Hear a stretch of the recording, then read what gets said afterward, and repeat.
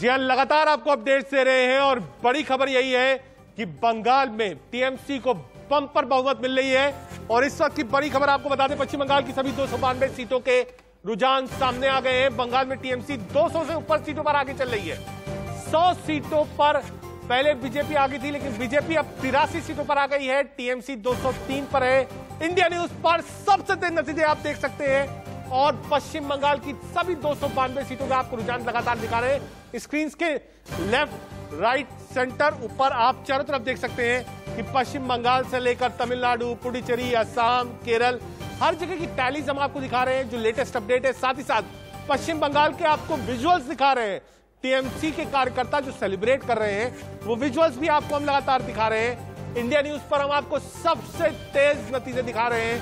पश्चिम बंगाल की सभी 292 सीटों के रुझान आ चुके हैं।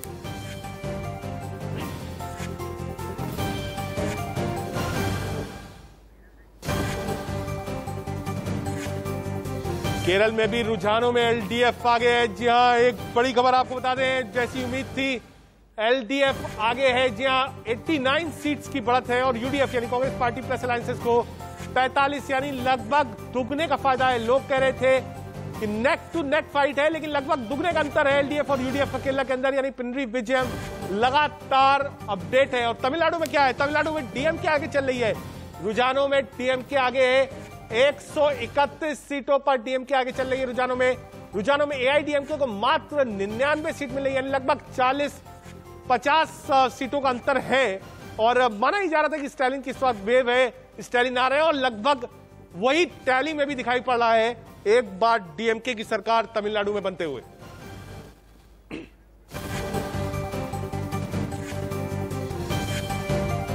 शाम 6 बजे चुनाव आयोग की प्रेस कॉन्फ्रेंस होगी। इस वक्त की एक बड़ी खबर आपको बता दें, वोटों की गिनती पर इलेक्शन कमीशन की वर्चुअल प्रेस कॉन्फ्रेंस होगी। कोर्ट ने पहले कह दिया था कि अगर जरा सा भी दिक्कत हुई, सोशल डिस्टेंसिंग का पालन नहीं हुआ, एसओपीज का पालन नहीं हुआ, तो मतगणना रोक दी जाएगी। अब देखिए, जितने मतगणना सेंटर है सब पे कोविड एसओपीज की फॉलो हो रही है। इलेक्शन कमीशन ने भी साफ कह दिया था कोई विजय जुलूस, विजय दिवस, विजय जुलूस, ललकार जुलूस कुछ नहीं निकलेगा। यानी जो कैंडिडेट, जो पार्टी सत्ता में आती भी है, उसको विजय जुलूस नहीं निकालने पड़ेगा। हालांकि सेलिब्रेशंस की तस्वीरें जरूर आ रही हैं, चाहे वो तमिलनाडु से हो, चाहे वो पश्चिम बंगाल से हो, टीएमसी और डीएमके के, लेकिन विजय जुलूस पर इलेक्शन कमीशन ने रोक लगा दी है। 6 बजे इलेक्शन कमीशन प्रेस कॉन्फ्रेंस करेगा।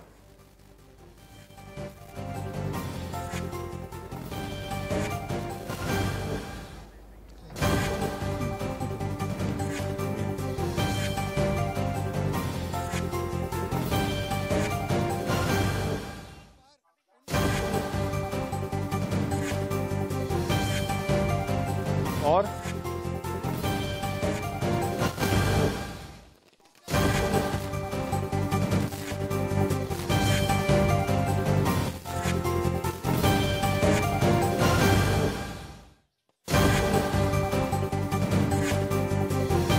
होगी, बताएगा वोटों की गिनती कैसे चल रही है, क्या क्या नियमों का फॉलो हुआ, कितने वोट से डरे थे, इलेक्शन कमीशन ने कैसे काम किया। क्योंकि इलेक्शन कमीशन को काफी लताड़ पड़ी थी। कोर्ट ने कहा था कि जो कोविड प्रोटोकॉल है उसका आप फॉलो नहीं कर पाए, लोगों की जो जान गई उसके लिए जिम्मेदार आप हैं। और साफ कहा था कि अगर प्रोटोकॉल का ठीक से पालन नहीं हुआ मतगणना वाले दिन, तो मतगणना रोक भी सकते हैं। आज 6 बजे इलेक्शन कमीशन की प्रेस कॉन्फ्रेंस। कोई विजय जुलूस, कोई सेलिब्रेशन, एक साथ भीड़, रैली, कुछ भी आप कह सकते हैं अलाउ नहीं है। लेकिन हाँ, पार्टी दफ्तर में हम देखते हैं कि जो कार्यकर्ता होते हैं, जो आप कह सकते हैं पुराने कार्यकर्ता होते हैं, वो नंदीग्राम से बड़ी खबर, नंदीग्राम से शुभेंदु अधिकारी, आप कह सकते हैं 10,000 वोटों से आगे हुए शुभेंदु अधिकारी। जी हाँ, नंदीग्राम से लगातार ममता बनर्जी पीछे चल रही है। इस वक्त का बड़ा अपडेट आपको बता रहे हैं, नंदीग्राम से शुभेंदु अधिकारी 10,000 वोट से आगे हो गए।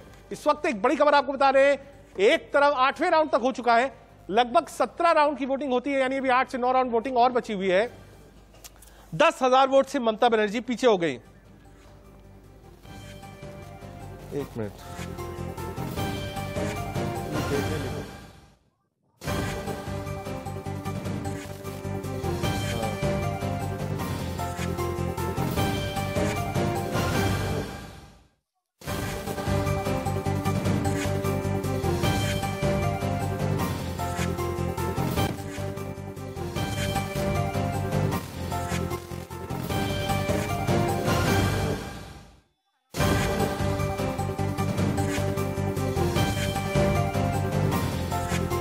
ठीक है, नंदीग्राम से शुभेंदु अधिकारी 10,000 वोट से फिर आगे हो गए। एक बार वापस अपने पैनल की तरफ चलते हैं। हमारे साथ पैनल में सुप्रिया सत्यम जुड़ रही हैं, साथ ही साथ खालिद हैं जो टीएमसी को रिप्रेजेंट कर रहे हैं, सचिन भल्ला साहब वही है, विनय सिंह हमारे साथ हैं एनालिस्ट, पॉलिटिकल एनालिस्ट, साथ ही साथ सत्येंद्र त्रिपाठी जी हमारे साथ हैं सीनियर जर्नलिस्ट। सत्येंद्र त्रिपाठी जी के पास चलूंगा। सत्येंद्र जी, अमूमन हम केरल में देखते हैं कि एक एक बार वन टर्म होता है, और ऐसी क्या चीज थी लेफ्ट की, पिनरी विजयन साहब की, कोई एंटी इनकम्बेंसी नहीं, बिल्कुल केक वॉक चुनाव, इतना सब कुछ कांग्रेस पार्टी ने लगाया केरल में, लेकिन कांग्रेस की सीटें दिख नहीं रही हैं। देखिए, वहां पे जो उनका जो काम है वो बोलता है, और उनकी जो छवि है वो बहुत ही ज्यादा मायने रखती है। बीजेपी ने वहां पे माहौल बनाने की कोशिश की कि उनके लोगों को मारा जा रहा है, उसके कार्यकर्ताओं को कत्ल किया जा रहा है, लेकिन वो चीज हाईलाइट उतनी लगता है कि हो नहीं पाई है। बीजेपी आज भी उस स्थिति में नहीं आई कि हम उसको विपक्ष की भूमिका में भी माने। लेकिन जो उनका जो काम है, उनके जो सीएम साहब है, उन्होंने बहुत ही बेहतरीन काम किया है, और वो पूरे केरल में दिखाई देता है। वो जो बाढ़ के हालात रहे या और भी कोई कोविड की स्थितियां रही, आज भी और बेहतर है वहाँ पर केरल में। तो वो जो वहाँ की जो सरकार है, जिसने जो काम किया है, वो वहाँ पे दिखाई देता है, तो लोगों को लगता है कि ये ज्यादा बेटर है हमारे लिए, तो इसलिए उनको फिर दोबारा विश्वास देना। सर, एक चीज और आपसे समझना चाहूंगा सत्येंद्र त्रिपाठी सर, जितनी नाराजगी कोई ऐसी तमिलनाडु में भी एआईडीएमके से दिख नहीं रही। अगर आप टैली पे जाइए इस वक्त तो लगभग 99-100 सीटें पनीर सेल्वम की, इतनी ज्यादा नाराजगी नहीं है, जबकि ओलावृष्टि वहां पर हुई, बाढ़ वहां पर आया, तूफान वहां पर आया, कोविड के भी बहुत केसेस है, उसके बाद भी 100 सीटें खड़ी हैं एआईडीएमके की सेकेंड टर्म में। यानी पनीर सेल्वम से बहुत ज्यादा नाराजगी लोगों को है, ये नहीं कहा जा सकता।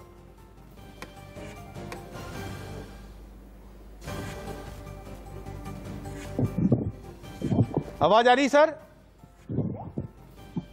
चलिए एक बार विनय सिंह का रुख कर लेते हैं। विनय, पुडुचेरी में भी एनडीए की सरकार बनते हुए दिख रही है। हमने देखा कांग्रेस चुनाव लड़ रही थी, जो सिटिंग चीफ मिनिस्टर थे नारायण स्वामी, उनका टिकट काट दिया जाता है। ऐसे में आपको लगता है कि ये कांग्रेस ने सबसे जो गलत काम किया, सिटिंग चीफ मिनिस्टर का टिकट काटना, गलत संदेश? देखिए, इस पूरे अभियान में आप देखेंगे तो कांग्रेस इज नोवेयर, इसलिए कांग्रेस के बयान का होना पक्ष में या उनका उछल कूद करना, जश्न मनाना, ये तो बिल्कुल कोई मायने नहीं रखता है। दूसरा, पुडुचेरी के रिजल्ट्स क्लियर हैं, असम के रिजल्ट्स क्लियर दिख रहे हैं। बंगाल में ये मानना पड़ेगा, क्योंकि अब आधे चरण के काउंटिंग कंप्लीट हो गई है, कि कॉन्टेस्ट है, नेक टू नेक है।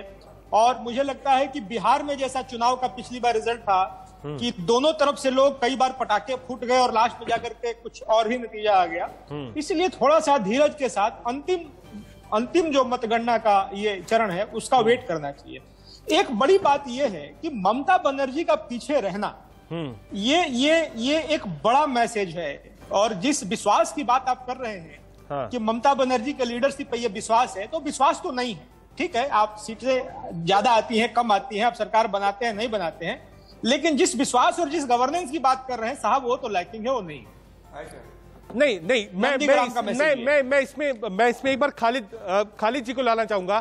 खालिद जी कह रहे हैं विश्वास नहीं है। मैं ये समझना चाहता हूं, ये जो कोविड का आप कह सकते हैं काल था, क्या उस काल ने ममता बनर्जी को ताकत दे दी? ममता बनर्जी को ये ताकत दे दी कि हाँ, चीफ मिनिस्टर के रूप में ममता बनर्जी ही बंगाल को कोविड से बचा सकती हैं? देखिए, ममता बनर्जी को ना कोविड ताकत दी है, ना नरेंद्र मोदी के कुछ बातों का ताकत मिला, बल्कि सिर्फ और सिर्फ जनता ताकत देती है ममता बनर्जी को। और ये अभी कह रहे थे कि कांटे की टक्कर है बंगाल में, तो 85 और 207 को ये कांटे की टक्कर मानते हैं, और आसाम को बोलते हैं कि क्लियर हो गया, और पुडुचेरी को बोलते हैं जो जहां कांटे की टक्कर वहां क्लियर हो गया। तो इनकी बातों पे लोग कैसे विश्वास करेंगे?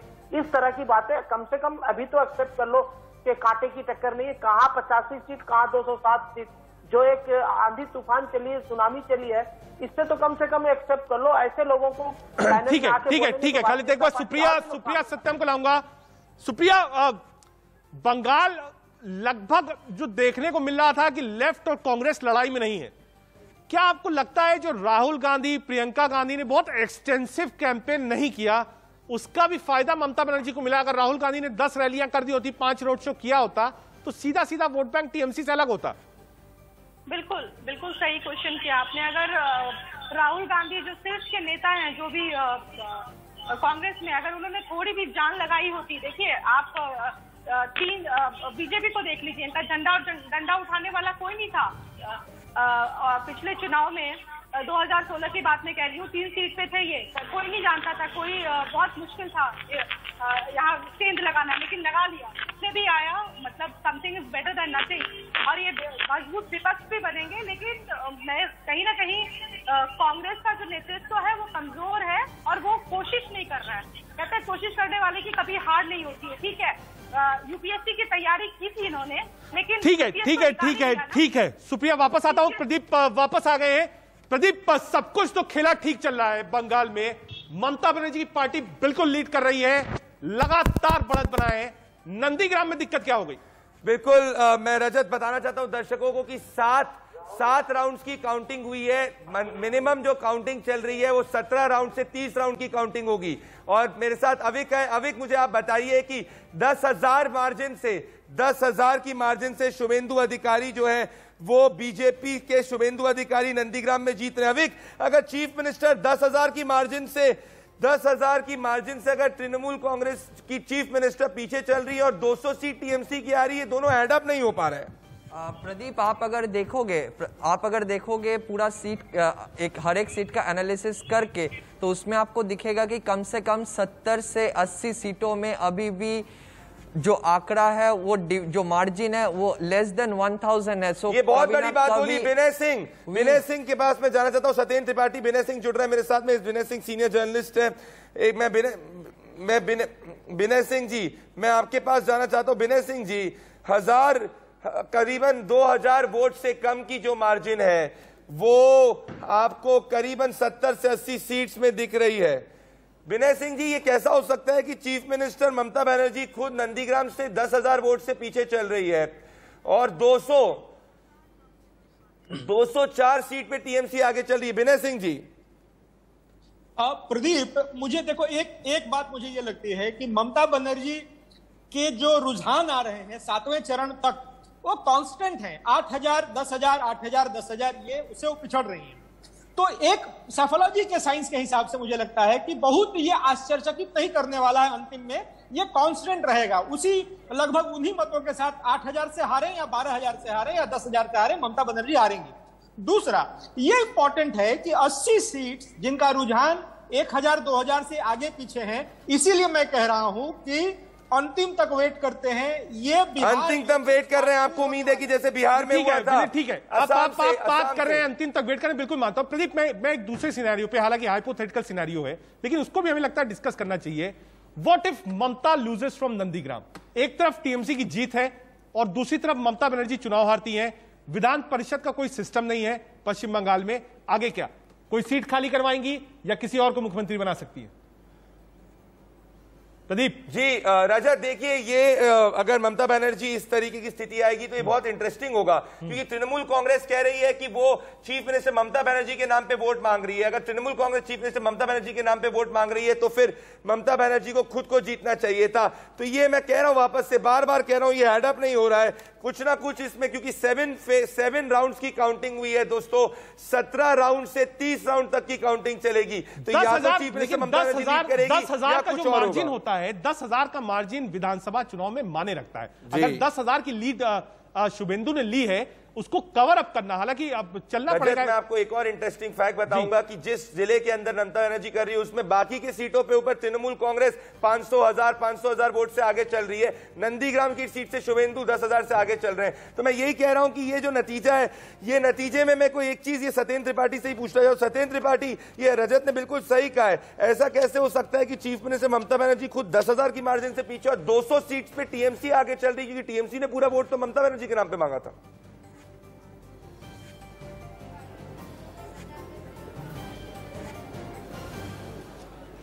सत्येंद्र जी, आवाज आ रही है? सत्येंद्र जी आपको? मुझे लगता है आवाज नहीं है। प्रदीप, हमको एक बार। सोमू, हमारे साथ सोमू जुड़ रहे हैं नंदीग्राम से। सोमू से लेटेस्ट अपडेट लेते हैं। सोमू, हाल फिलहाल जो परिसंख्यान आया अभी जो 8 राउंड का बाद 9,989 वोट अभी वोट पे अभी शुभेंदु अधिकारी आगे है। ममता बनर्जी अभी प्राय 10,000 वोट से पीछे है। ईस्ट मिदनापुर का जो 16 सीट है, ये 16 सीट का अंदर 14 सीट पे अभी तृणमूल कांग्रेस लीड कर रहा है। पश्चिम पंचकुड़ा और नंदीग्राम ये दो सीट से बीजेपी लीड कर रहा है।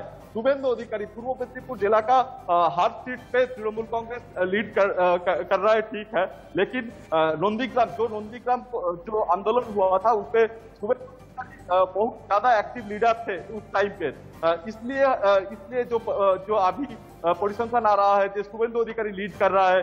ये हाल इसलिए हुआ जो शुभेंदु अधिकारी माटी के साथ जोड़ा हुआ लीडर था। शोमो एक चीज बताइए, क्या कोई टेंशन तो नहीं है? क्योंकि हमने देखा पूरे चुनाव भर हमने देखा हत्याएं हुई, लोग डंडे लाठी लेकर आए, गाड़ियों पर हमला हुआ, काउंटिंग सेंटर माहौल बिल्कुल गर्म होगा, लड़ाई झगड़ा तो नहीं हो रहा? शोमू आवाज मिल रही है आपको?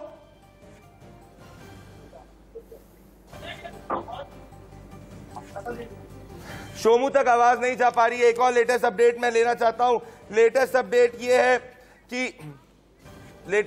ये आ रही है कि दोस्तों करीबन 70 से 80 सीट ऐसी है जिसमें लीड मार्जिन जो है वो 2000 वोट से कम चल रही है। तो ये देखना दिलचस्प होगा कि इन सीट्स में आगे चल के क्या होता है। विनय सिंह जुड़ रहे हैं मेरे साथ, अब्दुल्ला जी जुड़ रहे हैं, सुप्रिया जी जुड़ रही है। विनय सिंह के पास मैं आ चुका हूं। त्रिपाठी जी अगर आप तक आवाज पहुंच रही है, त्रिपाठी जी ये शायद ही ऐसा राज्य होगा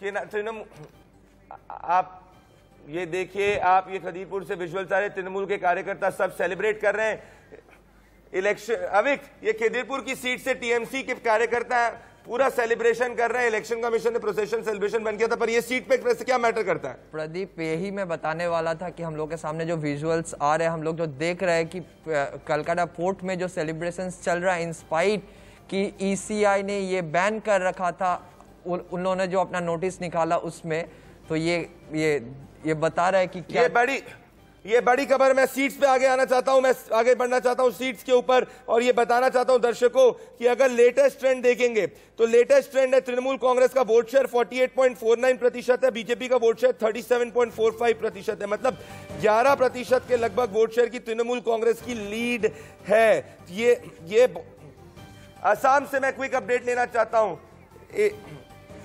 AIUDF के अमीनुल इस्लाम मनकचर में ट्रेल कर रहे हैं, बीजेपी के स्टेट प्रेसिडेंट रंजीत कुमार दास पातलकुची के अंदर लीड कर रहे हैं, नीडा के कन्वीनर हिमंता बिश्व शर्मा जालुकबाड़ी से लीड कर रहे हैं, कांग्रेस के स्टेट प्रेसिडेंट रिपुन बोरा गोहुपुर से लीड कर रहे हैं, एजीपी के स्टेट प्रेसिडेंट अतुल बोरा बोकाखाट से लीड कर रहे हैं, देवव्रत। बड़ी खबर शिव सागर से अखिल गोगोई पीछे चल रहे हैं। बड़ी खबर यह है, बहुत बड़ी खबर है अखिल गोगोई, क्योंकि एंटी सीए की पार्टी थी अखिल गोगोई की, और ये फोरफ्रंट थी। तो ये बहुत ज्यादा इंपॉर्टेंट है कि अखिल गोगोई जो है वो ट्रेल कर रहे हैं शिवसागर से। मतलब पूरा का पूरा जो anti CAA vote against BJP mobilise करना था वो सही ना सही रजत सक्सेसफुल नहीं हो पाया है। सीएनआरसी का जो पट्टा कांग्रेस पार्टी ने अलायंस ने पहना था, जिसपे लगाया क्रॉस लगा हुआ था, वो शायद काम किया नहीं। प्रदीप, एक इंपॉर्टेंट चीज आपने बताई वोट शेयर के बारे में कि ममता बनर्जी अभी भी 48% वोट शेयर पर है। 44% वोट शेयर था जब पिछली बार चुनाव लड़ी थी, उसका लोकसभा में आई थी तो भी उनका वोट शेयर बढ़ा था, सीट्स कम हुई थी। एक बार सत्येंद्र त्रिपाठी जी, क्या आवाज मिल रही है? हमारे साथ है आप? हेलो सत्येंद्र त्रिपाठी जी, आपको आवाज मिल रही है? सत्येंद्र त्रिपाठी जी, क्या आवाज मिल रही है आपको? नहीं मिल रही, ठीक है ठीक है, वापस आएंगे। एक बार सुप्रिया जी के पास चलते हैं। सुप्रिया जी, वोट शेयर जो है आप देखिए ममता बनर्जी का कम नहीं हो रहा है, चाहे पिछला विधानसभा हो, लोकसभा में सीटें जरूर कम हुई, वोट शेयर बढ़ा है, और अभी भी 48+ के वोट शेयर पे ममता बनर्जी हैं। तो क्या ये माना जाए कि बंगाल में जो काम ममता बनर्जी ने किया और उसके साथ जो फेविकॉल था बंगाल की अस्मिता का, वो ममता जी के साथ बिल्कुल फेविकॉल की तरह चिपका हुआ है? बिल्कुल, ये जो फेविकॉल की बात आपने मुझसे पूछी है, यही बात मैं कहना चाहती हूँ। जो ट्रिपल एम है, ममता दीदी खुद महिला और मुसलमान, ये जो 30% वोट है ना, वो कहीं और नहीं जा सकता, वो सिर्फ दीदी के साथ है। क्योंकि इसके पीछे एक डर भी है, मैं आपको बताऊं, क्योंकि ये वो डर है कि क्योंकि मैं यहाँ खुद रहती हूँ, इससे मैं आपको ये बात बता सकती हूँ कि उनके अंदर ये डर बैठा हुआ है कि अगर कोई और आएगा, बीजेपी अगर आ गई तो हमें यहाँ से जाना पड़ेगा। बड़ी खबर आ रही है दोस्तों, इलेक्शन कमीशन ने कहा है कि जीत का जश्न बनाने पर स्थानीय एसएचओ जो है, स्थानीय थाने के एसएचओ को सस्पेंड करने के निर्देश दिए कि अगर एफआईआर दर्ज नहीं होती है। राज्य के मुख्य सचिवों को इलेक्शन कमीशन ने ये कहा है कि आप संज्ञान लीजिए कि जो एसएचओ है उसको एफआईआर करनी है अगर कोई भी जश्न का माहौल बनता है तो, और अगर एसएचओ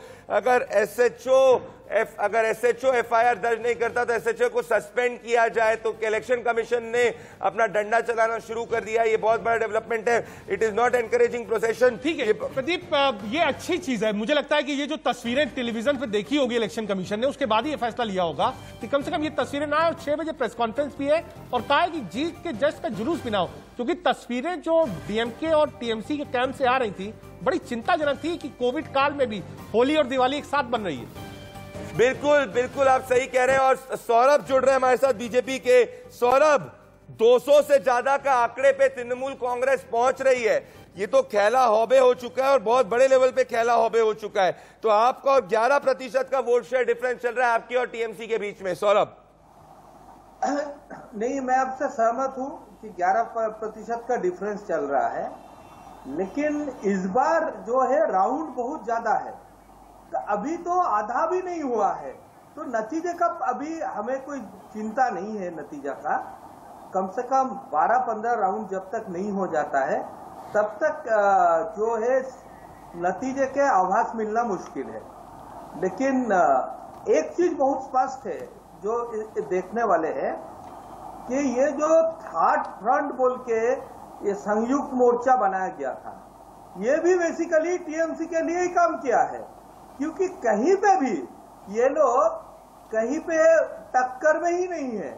मेरे ख्याल से दो। पर आप एक चीज बताइए, आप जितनी भी बात कर लें, आप अभी जितनी भी बात कर लें कि 11% का वोट शेयर डिफरेंस जो है सिर्फ बिहार एक हमने देखा था जिसके अंदर सुबह के फर्स्ट हाफ में एक पार्टी लीड कर रही थी और सेकेंड हाफ में कंप्लीटली दूसरी पार्टी लीड कर रही थी। हम एक छोटे से ब्रेक के बाद आ रहे हैं और ब्रेक के बाद इस डिस्कशन को कैरी फॉरवर्ड करेंगे।